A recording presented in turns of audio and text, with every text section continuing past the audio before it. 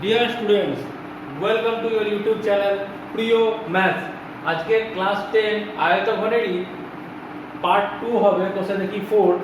এটা খুব ইম্পর্টেন্ট জিনিস, কিলো হেক্টর ডেকাগ্রাম। মনে হয় তোমরা ভিডিওটা দেখে নিয়েছো, সব পুরোপুরি ক্লিয়ার হয়ে গেছে। এই চ্যাপ্টারটার খুবই ইম্পর্টেন্ট জিনিস এইটা। ওকে, চলো টাইম নষ্ট না করে আমরা শুরু করি। 9 অবধি হয়েছিল, 10 থেকে করি। আগের ভিডিওগুলো যদি না দেখে থাকো তাহলে ক্লাস 10 এর প্লেলিস্টে কি অবশ্যই ভিডিওগুলো দেখো। দ্বিঘাত সমীকরণের পুরো চ্যাপ্টার সিলেবাস শেষ হয়ে গেছে, সহজ সূত্রও শেষ হয়ে গেছে, আয়তঘন রানিং চলছে। একটি ঘনকের বাহুকে 50% কমানো হলো, মূল ঘনক ও পরিবর্তিত ঘনকের ঘনফলের অনুপাত কি হবে? 50% কমানো হলো, তাহলে ধরি ঘনকের বাহু ছিল 1 মিটার, তাহলে বাহু 50% কমানো হলো। অতএব পরিবর্তিত বাহুর দৈর্ঘ্য সমান কত? 50% কমানো হয়েছে, তার মানে 100 মাইনাস 50 বাই 100, এত হলো, এত মিটার হলো। 50% যদি কমানো হয় তাহলে কত থাকলো? 50%ই থাকলো, 100 মাইনাস 50 বাই 100। তাহলে এই ক্ষেত্রে প্রথমে আয়তন কত হবে? আয়তন সমান a কিউব মিটার কিউব। এখানে কত হলো? a ইনটু 50 বাই 100, 50 দুগুণে 100 মানে a বাই 2 মিটার। ওকে, তাহলে আয়তন সমান a বাই 2 এর হোল কিউব, এত মিটার কিউব, তার মানে a কিউব বাই 8। তাহলে মূল ঘনকের আয়তন বাই পরিবর্তিত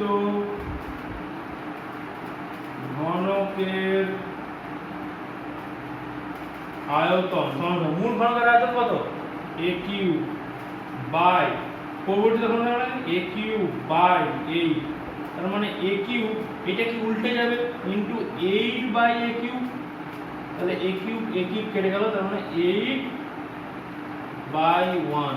आंसर কি হবে? 8:1। অনুপাত কত? 8:1। 50% কমানো হলো, মানে থাকলো কত? 50%ই থাকলো। মানে a 100 মাইনাস 50 বাই 100, যদি 30% কমানো হতো তাহলে 100 মাইনাস 30 বাই 100, তাহলে 70 বাই 100। আর যদি বলতো কত কমানো হলো, তাহলে a ইনটু, এখানে এই ক্ষেত্রে একই, যদি বলতো 30% কম, তাহলে কত হলো? কত কত? 100 মাইনাস 30 সমান 70। আর যদি বলতো কত কমানো হলো, কত কমানো হলো? 30 কমানো হলো। তফাৎটা এটাই। এখানে কি পরিবর্তিত বাহুর দৈর্ঘ্য কত হলো?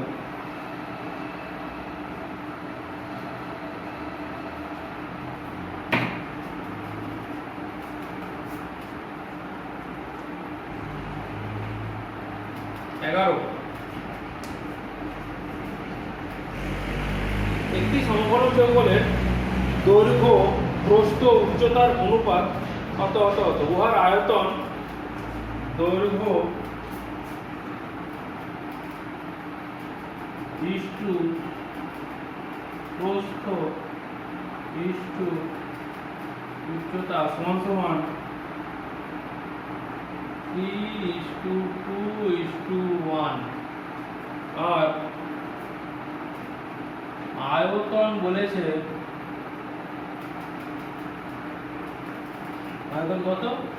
384 ঘন সেমি। ওকে, তাহলে বাস্তবিক সমগ্র তলের ক্ষেত্রফল, সমগ্র তলের ক্ষেত্রফল। অতএব দৈর্ঘ্য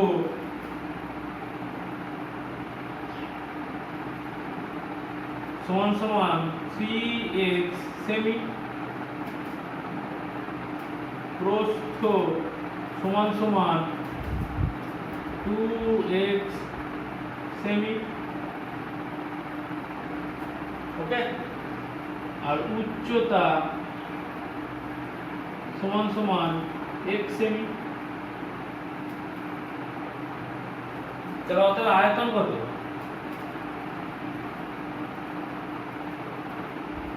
আয়তন কত? দৈর্ঘ্য ইনটু প্রস্থ ইনটু উচ্চতা, মানে 3x into 2x into x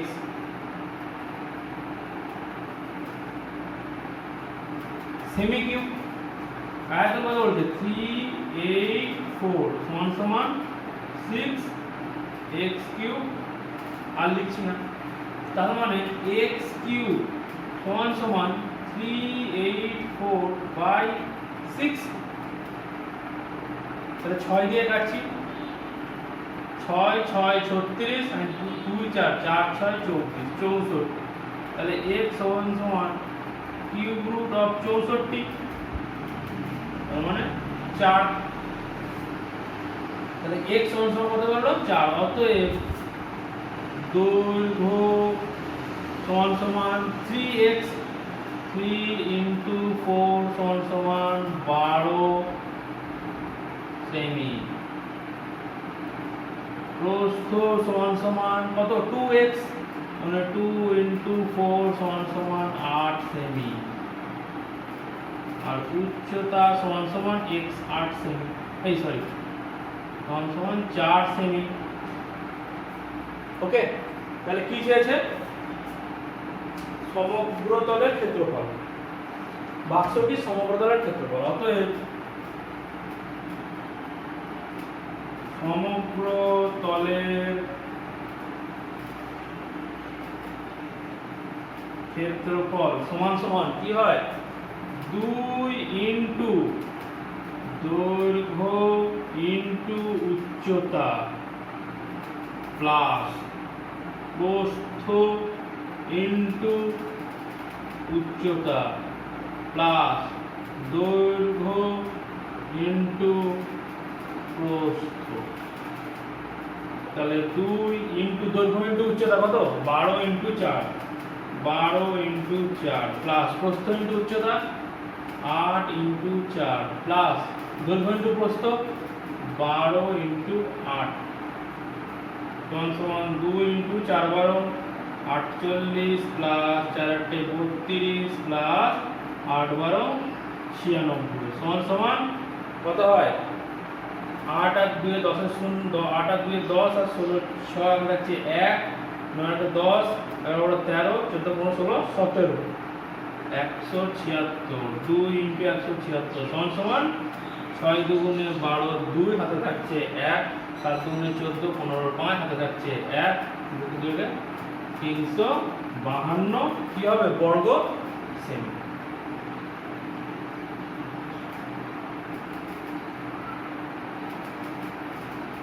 তিনশো 52 বর্গ সেমি। তাহলে এর সমগ্র তলের ক্ষেত্রফল কত হলো? 352 বর্গ সেমি।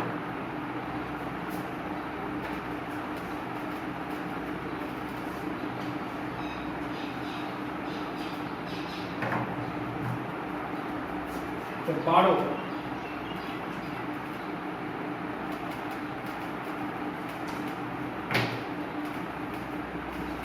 12টা একটি চায়ের বাক্সের ভিতরের দিকের দৈর্ঘ্য প্রস্থ উচ্চতা দৈর্ঘ্য সমান সমান 7.5 ডেসিমি, প্রস্থ সমান সমান 6 ডেসিমি।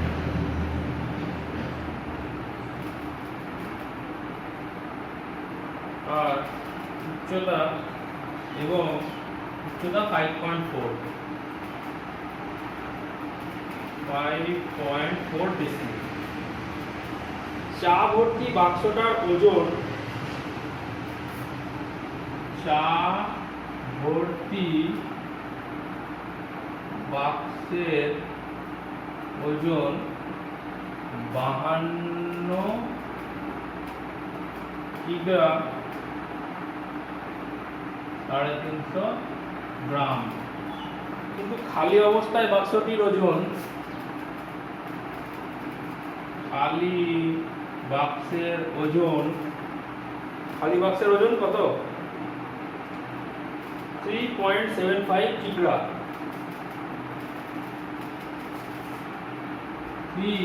আচ্ছা, কিগ্রা 750 গ্রাম। 3.75 কিগ্রা, তার মানে এটা কত? 3 কিগ্রা। 0.75 ইন্টু 1000 দিয়ে গুণ করলে, 1000 দিয়ে গুণ করতে হবে, 1000 দিয়ে গুণ করলে তবে এটা গ্রাম বেরোবে। তার মানে 3 কিগ্রা 75 পর তিনটে শূন্য, কিন্তু দুটো আগে দশমিক, কারণ এই দুটো কেটে যাবে, এত গ্রাম। মানে 3 কিগ্রা 750 গ্রাম খালি বাক্সের ওজন। এটা এক ধরনের সময় চায়ের ওজন কতটা হিসাব করে লিখছি। চা ভর্তি বাক্সের ওজন এত, আর খালি বাক্সের ওজন কত? তাহলে চায়ের ওজন কত হবে? চায়ের ওজন সমান সমান কত? 0 0 13 থেকে 7 বাদ দিলে 7 8 9 10 11 12 13 6 4 5 12 1 2 3 4 বাদ দিলে 8, এত কিগ্রা 600 গ্রাম। এটা কি চায়ের ওজন। আচ্ছা, তাহলে আয়তন কত? বাক্সটির আয়তন কত? দৈর্ঘ্য ইন্টু প্রস্থ ইন্টু উচ্চতা 7.5 ইন্টু 6 ইন্টু 5.4 ডেসিমিল কিউব। তাহলে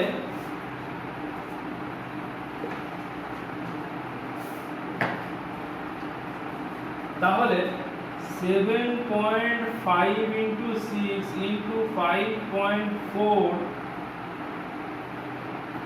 ডেসিমিল কিউব,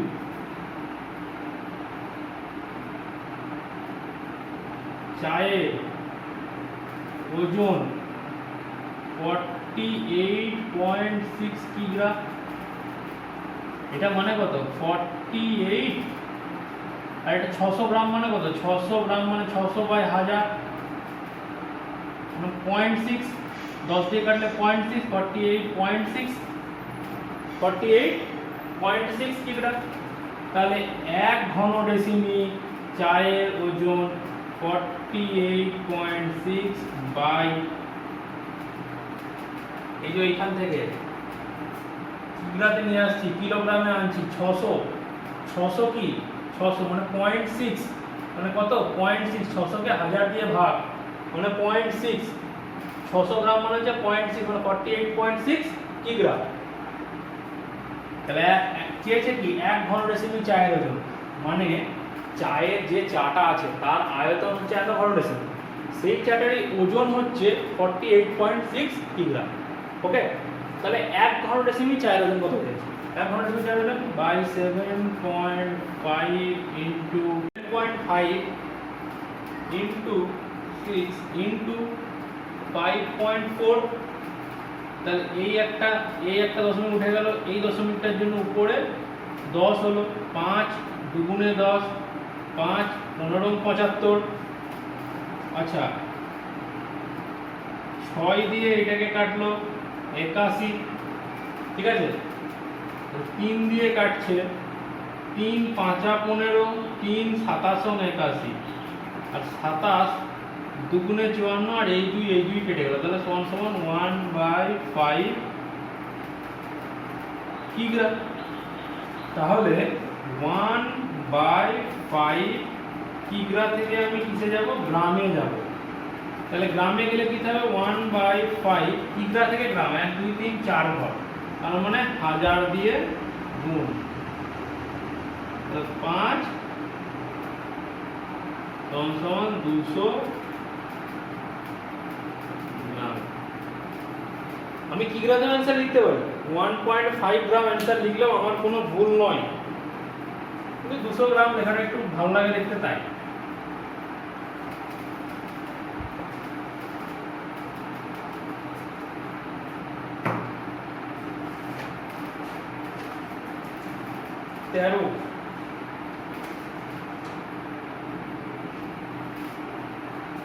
একটি বর্গাকার ভূমি বিশিষ্ট পিতলের প্লেটের দৈর্ঘ্য 1 সেমি, বেধ 1 মিমি এবং প্লেটটির ওজন 4725 গ্রাম। যদি 1 ঘনডেসিমি পিতলের ওজন এত গ্রাম হয় তবে x এর মান নির্ণয় করো। একটি বর্গাকার ভূমি বিশিষ্ট পিতলের দৈর্ঘ্য, আচ্ছা বর্গাকার ভূমি বিশিষ্ট পিতলের দৈর্ঘ্য, তার মানে বর্গাকার ভূমি, তার মানে দৈর্ঘ্য সমান সমান প্রস্থ সমান সমান x কিউব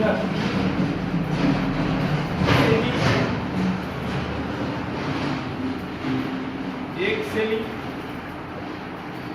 বেধ মানে উচ্চতা সমান সমান 1 মিলিমিটার। 1 মিলিমিটার মানে কত, মিলি থেকে সেন্টিমিটার, মানে 10 দিয়ে ভাগ, মানে 1/10 সেমি। বর্গাকার ভূমি বিশিষ্ট বলেছে। আচ্ছা তাহলে প্লেটের ওজন 1 ঘনডেসিমি এত গ্রাম। আচ্ছা তাহলে প্লেটের আয়তন কত,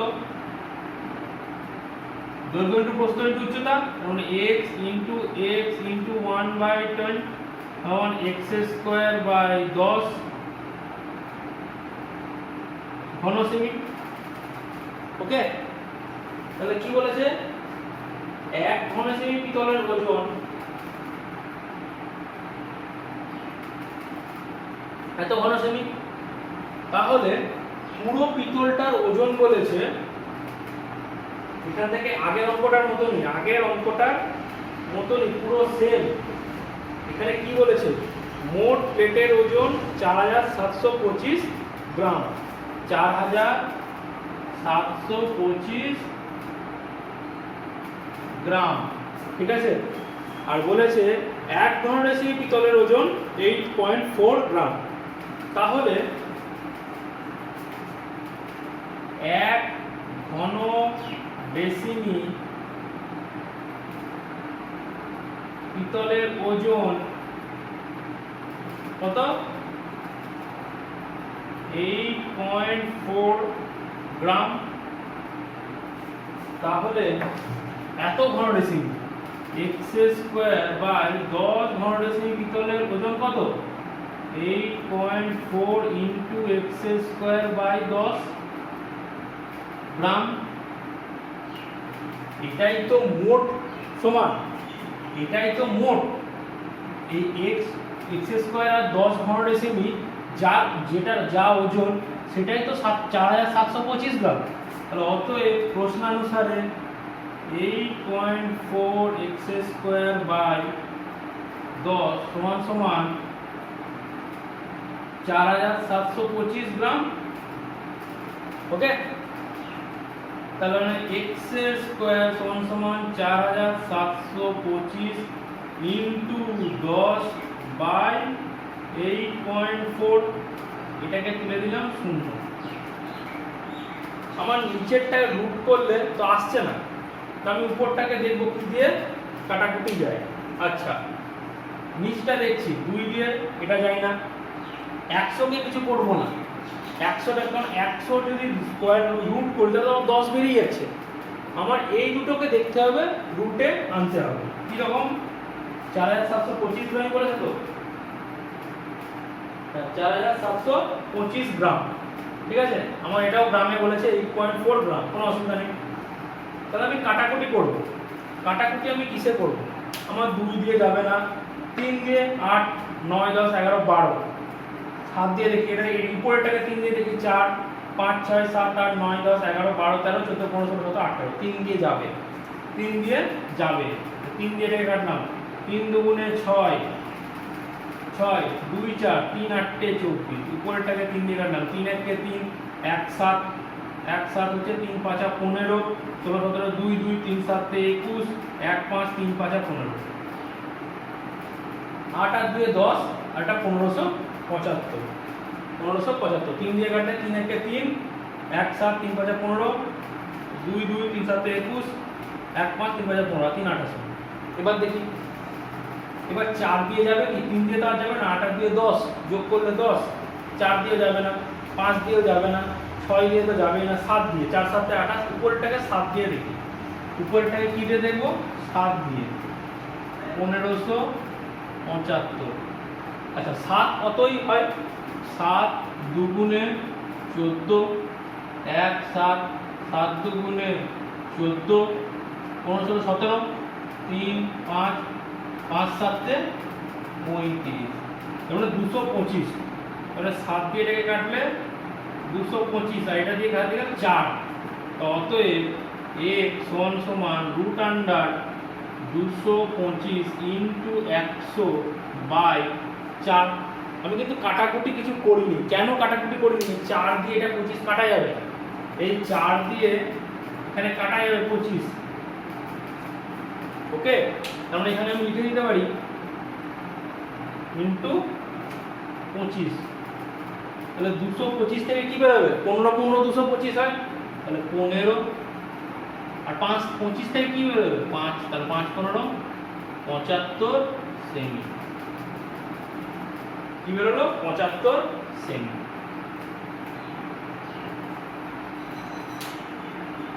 ঠিক আছে,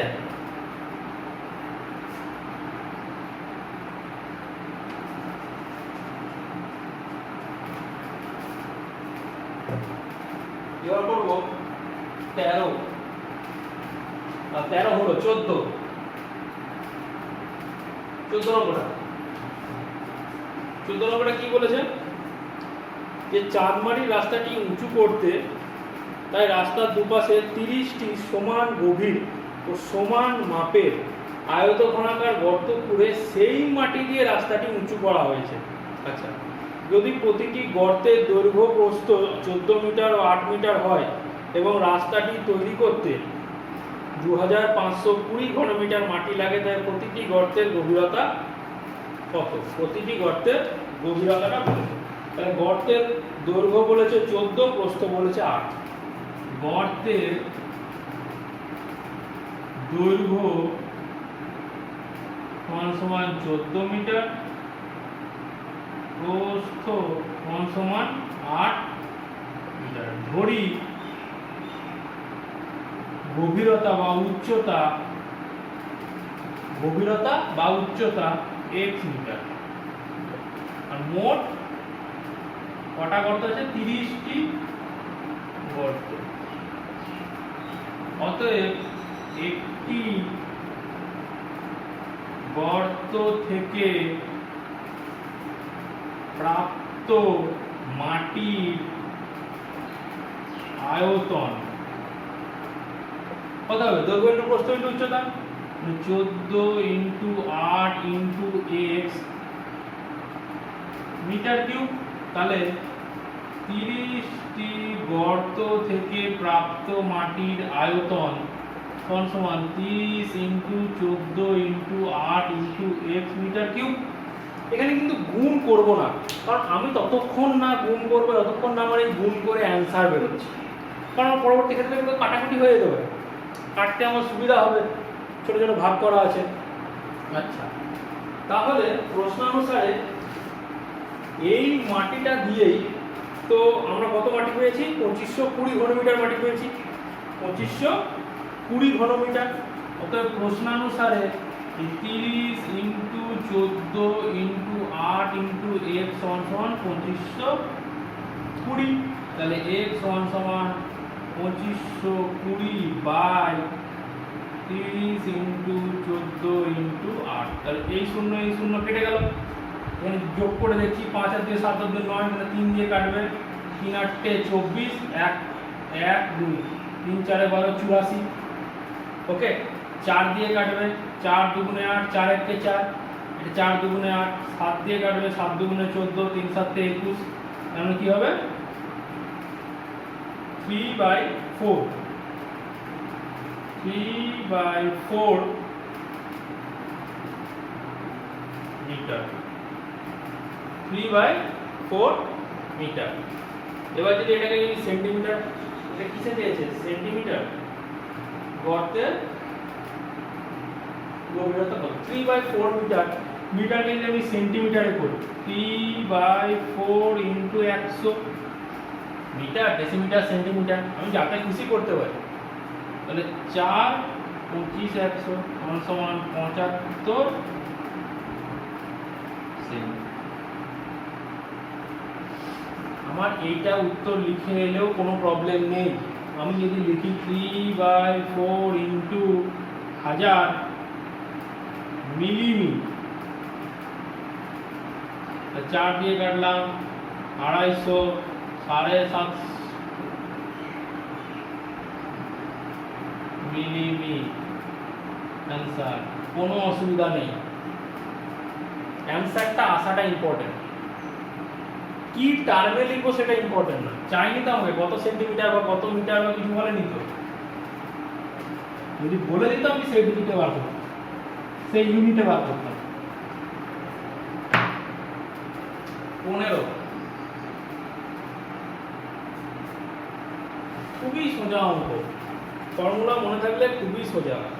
ঘনপ্রাকৃতির একটি সম্পূর্ণ জলপূর্ণ চৌবাচ্চা থেকে সমান মাপের 64 বালতি জল তুলে চৌবাচ্চাটির 1/3 অংশ জলপূর্ণ থাকে। জল তুলে নেওয়ার পরও 1/3 অংশ জলপূর্ণ থাকে। চৌবাচ্চাটির একটি ধারের দৈর্ঘ্য সমান 1.2 মিটার। এর প্রতিটি বালতিতে কত লিটার জল দেবে? এখানে বলে দিয়েছে ঘনকাকৃতি। কি বলে দিয়েছে? ঘনকাকৃতি, মানে দৈর্ঘ্য a সমান এত, তাহলে আয়তন কত? সমান a কিউব সমান 1.2 এর হোল কিউব মিটার কিউব আয়তন। তো বলছে এর 1/3 অংশ 64 বালতি জল তুলে নেওয়ার পর এর 2/3 অংশ, এই 1/3 অংশ জল থাকে, জলপূর্ণ থাকে। মানে 1/3 অংশ